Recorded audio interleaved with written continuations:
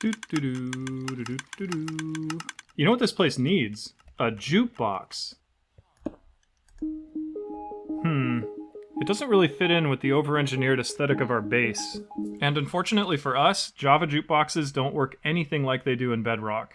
You can't feed items into them with a hopper or dropper, you can't take items out, you can't even detect whether or not they're playing music. The only thing you can detect is whether you've put a disc in or taken it out. I want a tricked out jukebox though, in Java, vanilla Java. So let's see if we can use some judo magic to turn the Java jukebox's weaknesses into strengths. Let's start by sketching something out. I'm thinking we'll do a button on the front with a frame to add some contrast, and then a trapdoor on the back. And I want to take advantage of the fact that we're going to be in our mob factory, so we'll land a creeper on that trapdoor, and then we'll put a cosmetic block down here in front of it, and a floor. And then when we push this button, the creeper will drop down. We'll have it turned into a record. We'll put a skeleton and a iron golem down here to turn that creeper into a record, filter out the gunpowder, and then we'll put a dropper under the floor, like right here, maybe. That'll spit the record up into our inventory, which is our hand, and then we can stick the record right into the record player. And that basically gives us a randomizer because the creeper drops 12 of the 15 discs at random. The only 2 discs we won't get are Pig Step and the new Warden disc, which I don't think is an issue because the Warden disc isn't even really music, and I use the Pig Step music in my outro, so I'm never going to listen to it in my world. But here's the secret ingredient. We're leaning into the fact that you have to come back to the jukebox and interact with it every time you want to change discs. And since we're getting a new disc every time we kill a creeper, if we hang on to those discs, we're going to start getting duplicates of everything. So there's no point storing them anywhere, and if we did store them anywhere, it would defeat the purpose of it being random. So what we're going to do is rig it so that when you stick a disc in, it leaves your inventory, obviously, because it's survival. But when you take the disc out, rather than it just erratically ejecting in some random direction, which is a problem all by itself, it makes it really hard to figure out how we're going to get the disc back if we wanted it back. Like sometimes it'll jump backwards into the chamber with the creeper where you can't collect it at all. So what we're going to do is rig this thing so that when you eject the disc, it gets grabbed by a hopper minecart so fast you hardly see it, stuck into a dispenser, and launched into lava. So every disc will truly be a one-time thing. You kill your creeper, you get a disc at random, you stick it in, and then you go do your business. When it's over, you'd have to come back here anyway because you can't automate music listening in Java Minecraft. So we would right-click to eject the disk, it would get trashed, a new creeper will already be waiting for us here in the system. We'll click the button, get fed a random new disk to listen to, stick that in, and go be on our way. Oh, and I'd like to take advantage of the fact that we can detect when a disk is in the player, so we're going to stick an observer under it, and then we're going to somehow get that signal around to these lamps so that when we stick a disc in, those lamps turn on, and then when we take the disc out, the lamps turn off. This is going to be easy. In fact, let's start with the easy part. I think the simplest way to handle the lighting situation is going to be to put an RS NOR latch, I think it's called, down here, like that. And then if we put a sword in here, and then take a comparator read off the side of it, that becomes our switch. So now if we stick a disc in... Okay, it's backwards, but you get the point. Alright, there. Disc in, lights on, disc out, lights off. It clicks, though. I don't like that it clicks. So what we're going to do is... Let's see. Swords in this one. Droppers click when they dry fire. So as long as there's an item in each of these that get activated, it won't make a noise. So we're going to stick a stackable item in this dropper and a non-stackable item in this dropper. And problem is now when we turn it on, it doesn't actually work because all that's happening is these two items are trading places and both of them output a signal that turns off our lights. So what we need to do is take a signal into the side of this comparator, put one piece of redstone dust in a barrel, put it in subtract mode, and now both wired up, on, off, with no clicky clicky. And what's happening there is, even though, let's trade it out so we have the, yeah, so even though there's an item in here, it's not being allowed through because it isn't a strong enough signal to bypass this. And now I've added the kill chamber, so the creeper will fall down, land on this pressure plate, which will open this trapdoor, allowing the skeleton to see through to the iron golem. But our creeper will be in the way, of course. Like that. And, okay, so that's a problem.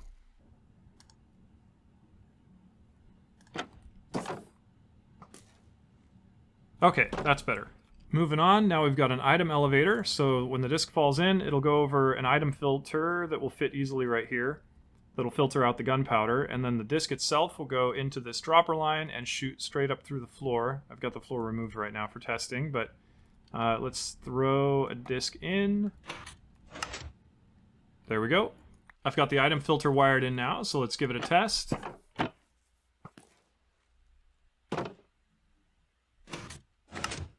Bingo. I don't like the way it sounds, though. Like, I hate the sound of the gate. It doesn't sound mechanical. Like, it sounds like somebody shut a door. I'd rather it sounded like there was some machinery happening down there. This might be a controversial move because it's totally superficial, but I want to add, like, a noisemaker down here.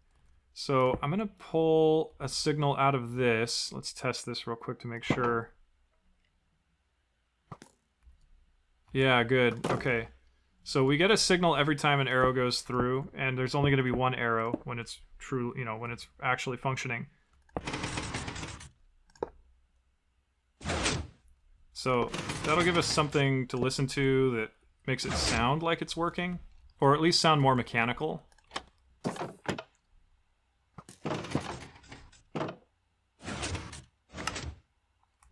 Okay, I like that, but I can still hear the gate open. So I think what I'll do is stick a piston here and here. And then when this guy activates the pressure plate, the piston goes off at the exact moment that the trapdoor opens. Aha, yeah. So that disguises the trapdoor sound. It's going to take him a minute to die. That's loud now. Oh no! Revenge! No, don't blow up. Get out of here. Alright, let's try that again.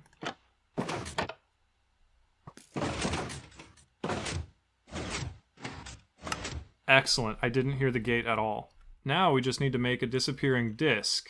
And we have already taken up all of our space, so we're going to have to get a hopper minecart in here so that it can suck the disc down into itself. And then I'm thinking we will nudge it over into the lamp block just enough that we can fit a hopper right here, only it won't point into that. Yeah, so disc will go down into the hopper minecart right here, which will be just nudged over this enough that it goes into here, and then we'll put a dropper here that ejects it into Oblivion. And I'll show this part on camera just in case you're not familiar with the process. Oh.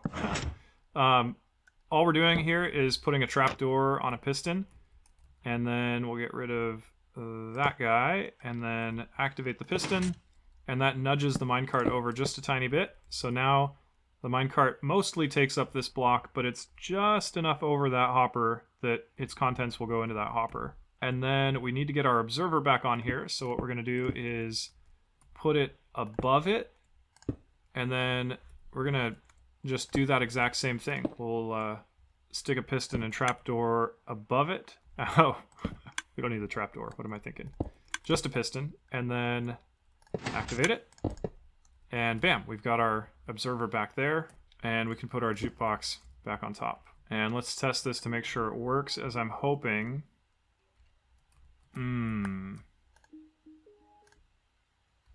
It doesn't. It doesn't even reach it. And we can't put it on a rail.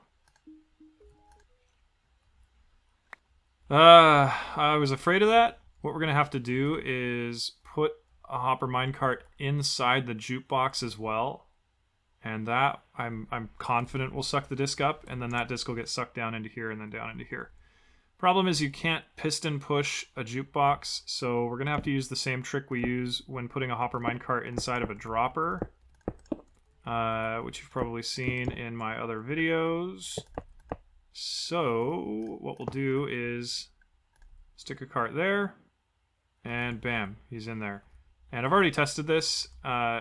It doesn't work to put it lower down. You have to go that high because it doesn't go far enough in. So put it up here. Cart goes far enough in, and miraculously, I was pretty surprised by this. When a creeper lands on the trapdoor, it does not interfere with the hitbox of this hopper minecart. When it lands on here, it doesn't have any pathfinding. It doesn't try to move, and so that hopper minecart actually stays in place. Now, our final step, though, is going to be to push the trapdoor down because we can't place a hopper minecart there anymore. Or we can't place a trapdoor there. The hopper minecart's in the way. So we'll do that business and now put our button on the front. Good. Okay.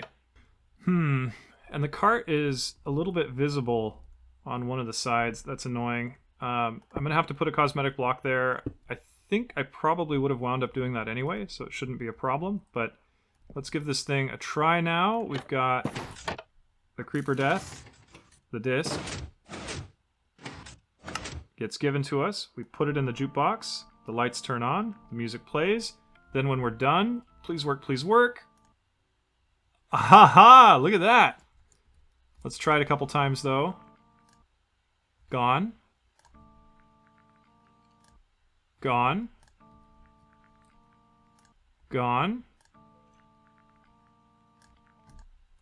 Gone. Oh, man. I love it. Oh, that's so good.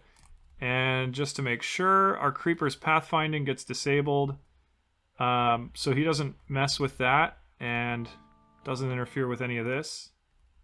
So now all we need to do is run this into a dropper that spits these into lava. We'll take a signal from somewhere. I don't know. We'll pull a signal from somewhere and spit these into lava.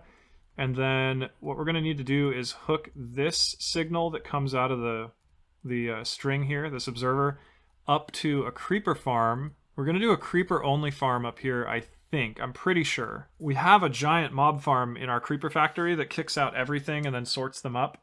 But it's so far away from where I think we're going to put this thing that I think it'll be better to have a dedicated creeper-only farm that has a low yield. Like a high enough yield that these things come out reliably, but a low enough yield that it's not, it doesn't need to be huge. It's just for the jukebox.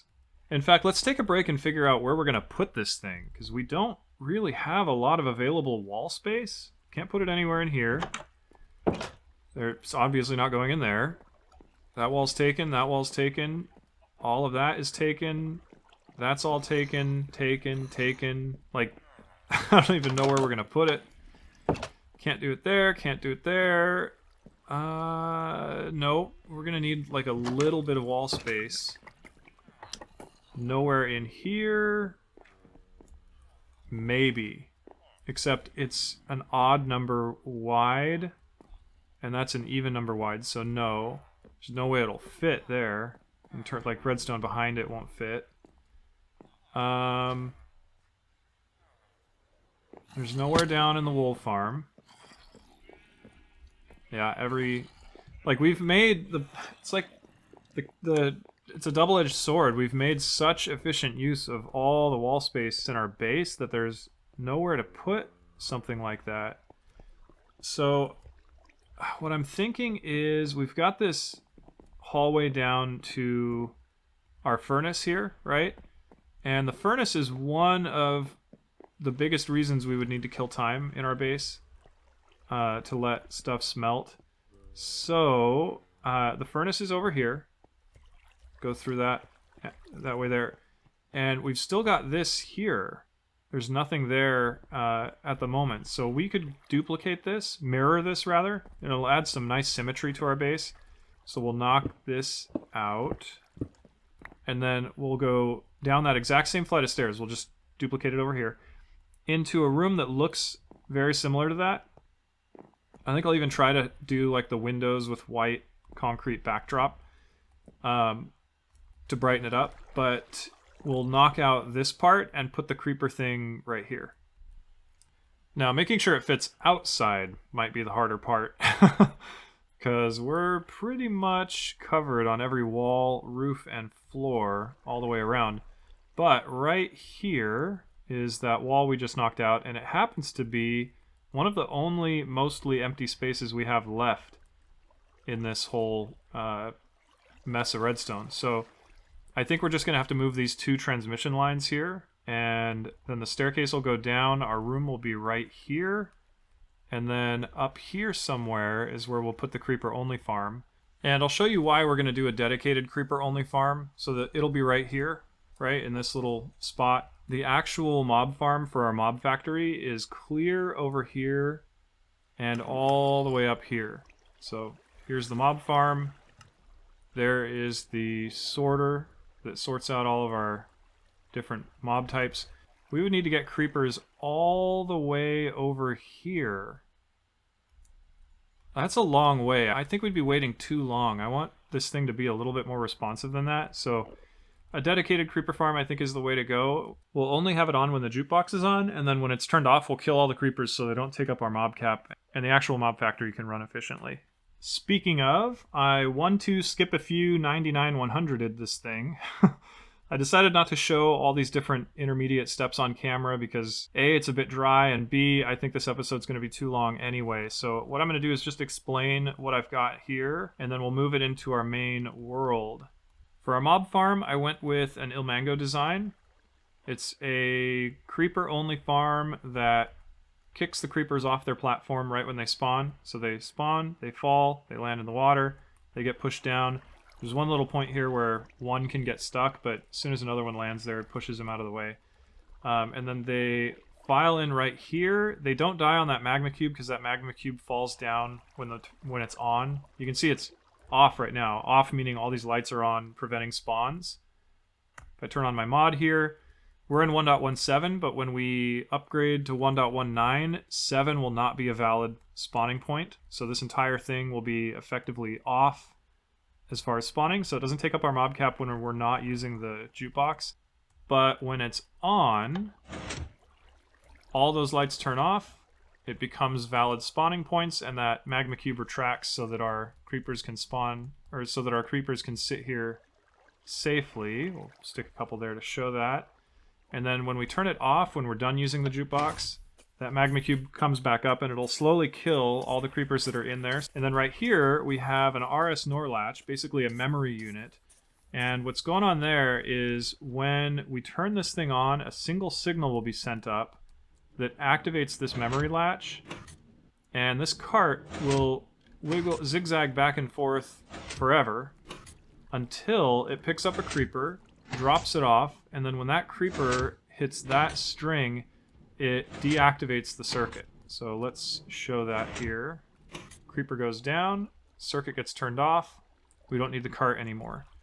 But now, if we kill this creeper, turn him into a disc, that switch turns back on, and it won't turn off until we get a creeper. So even if there's not a creeper ready yet, and we need to wait for the farm to make one, in fact, let's turn the farm on. We'll put one in there, he gets picked up, sent down, and oh, we've already got some that naturally generated. So we'll come down here, kill that guy, he gets turned into a disc, and then right about the exact moment we get the disc in our hand, bam, a creeper falls and replaces him. Oh, I did run into an issue with the fence gate not closing in time, so the first arrow would kill the creeper, and then because the pressure plate doesn't immediately release, the fence gate would stay open just long enough for one more arrow to squeak through. And if that happens over a long enough period of time, we're going to lose our iron golem. So I tried something that I'm honestly surprised worked.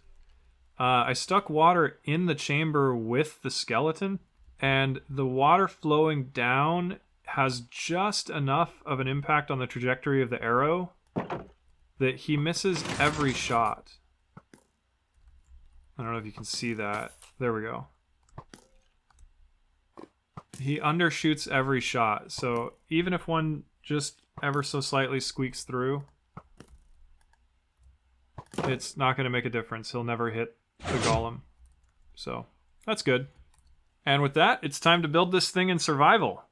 This might just be me trying to talk myself into liking the Java Jukebox, but I happen to be a pretty big lover of music on vinyl, and my preferred mode of listening is to use a traditional record player that does not have an auto start-stop feature. It's not unlike the Java Jukebox. I have to manually set the record, and when it's over, manually take it off or change discs, and I kind of like it that way. It makes listening to the music more of an experience, kind of like choosing a manual transmission over an automatic. But in real life, if I don't want to babysit the record player, I can switch to MP3s and start a playlist that plays forever, or shuffles. You can't do that in Java. At least in Bedrock, you have the choice between listening the old-fashioned way and the modern way. Alright, let's check this thing out. So on the right, we have our furnace, of course, and then mirrored over here, same concept, downstairs, around the corner, similar looking room, but instead of our furnace input-output, we've now got this drop chamber here. And on the wall, we have a button that'll turn on the mob farm up there, dropping our creeper in. And I put a disc here just to like tell us what the button does. And then just like in our furnace, we've got our hidden button that takes us to our redstone, like little Jeffrey's tube access point. And then that closes it back up into the stairs. So let's turn it on. Lights turn on, farm fires up. Up there, the lights have turned off in the farm, and that was really quick. I'm actually impressed with that. I did a little bit of testing, and what we're going to find here, I think, is that the replacement creeper doesn't drop in as quickly as I'd like it to, and that is because we don't get the same rates. It's actually working pretty well right now, but over a long enough period of time, we don't get the rates that we got in the creative world. And yeah, see, right now we should have a creeper already, but we're waiting on the farm to generate one. It's just not efficient enough. Let's test this, though, really quick. So the record plays, the lights turn on, and you can hear the record get shot into lava. That's so great. I love that. Here is why I think we're not getting... Yeah, see, there, we finally got one. Here's why I think it's taking so long to get one, though. Oh, but before we do that, let me just show you how amazingly well this fit in. I could hardly believe it. I did only have to move those 2 transmission lines that I showed you earlier, but here's what blew my mind. You can't make this up. This mob farm fit exactly as I designed it in the creative world, perfectly over the existing redstone. This like cobble here is part of the existing redstone.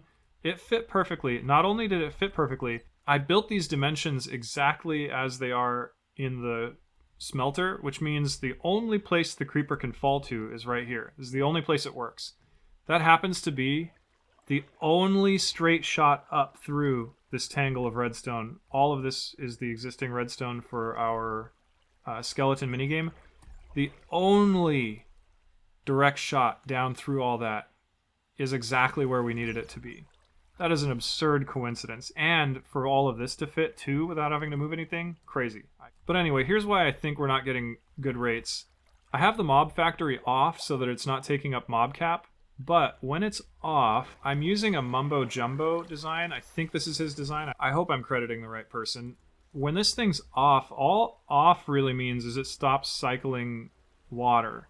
But that leaves these platforms open and mobs spawn on them and then just mill about, taking up the mob cap. And that's a problem for us. It means creepers are here and can't spawn in our dedicated creeper farm. And this thing's wired in such a way that there's no easy way to make it so that when it's off, all of the levels are flooded so that they're not spawnable. Silver lining, though, I've been wanting to redo the wiring on this anyway because it's all laggy redstone. So I wanted to replace it all with rails and observers anyway. So we're going to overhaul this thing so that when it's off, all of the platforms are flooded and nothing can spawn in here, and then our mob cap will be empty. But I'm not going to bore you with that. Here is the redesign. I've stripped out all the redstone dust and replaced it with rails and observers. And now, on the inside, you can see when it's off, we're flooded completely, so nothing can spawn in here. But when we turn this thing on, it switches modes. And now we've got spawnable space on the right, and then after a certain amount of time, an etho hopper clock will switch it. There it goes. So now this all becomes spawnable, and everything's flushed out of here. But then if we turn it off, after the clock runs out. Might take a second. There we go.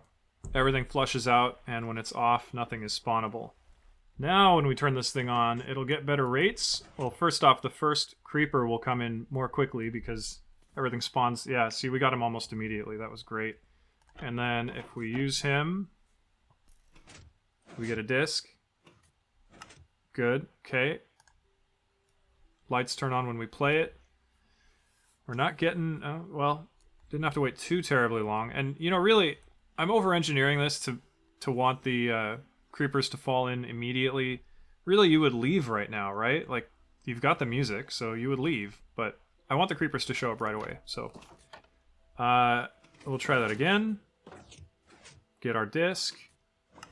New creeper. Okay. We're going to call that good. I've tested this off camera. The rates are to my satisfaction.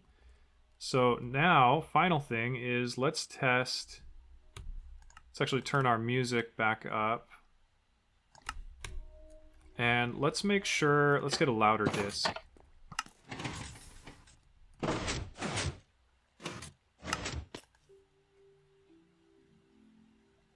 Louder.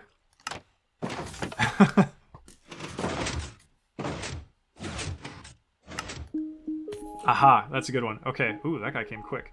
All right, let's make sure that we can hear this where we want to be able to hear it.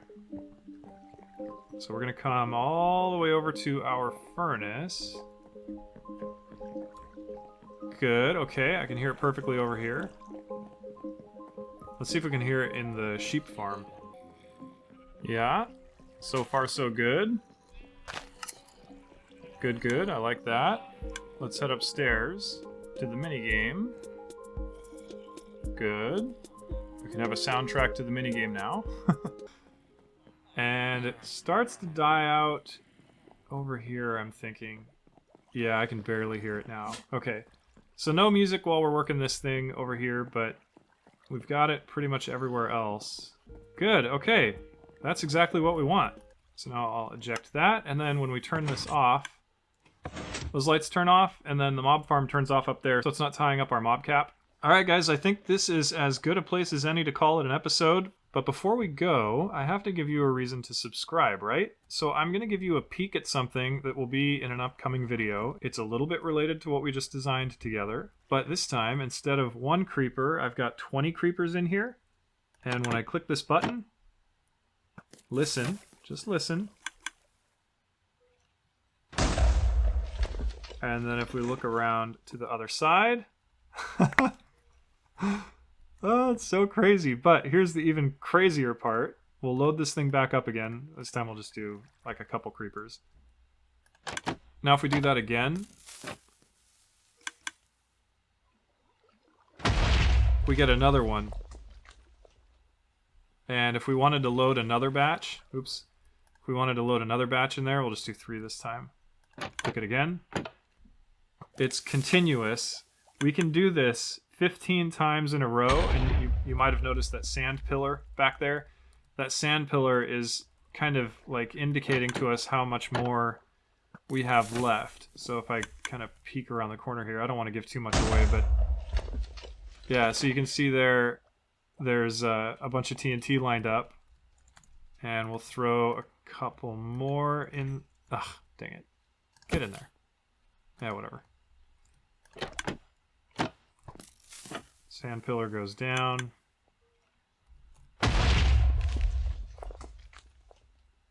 Yeah. I don't know what use we would have for this in our world, but I don't know. On some servers... but on some servers where there's an economy... did he land in the lava? Nice.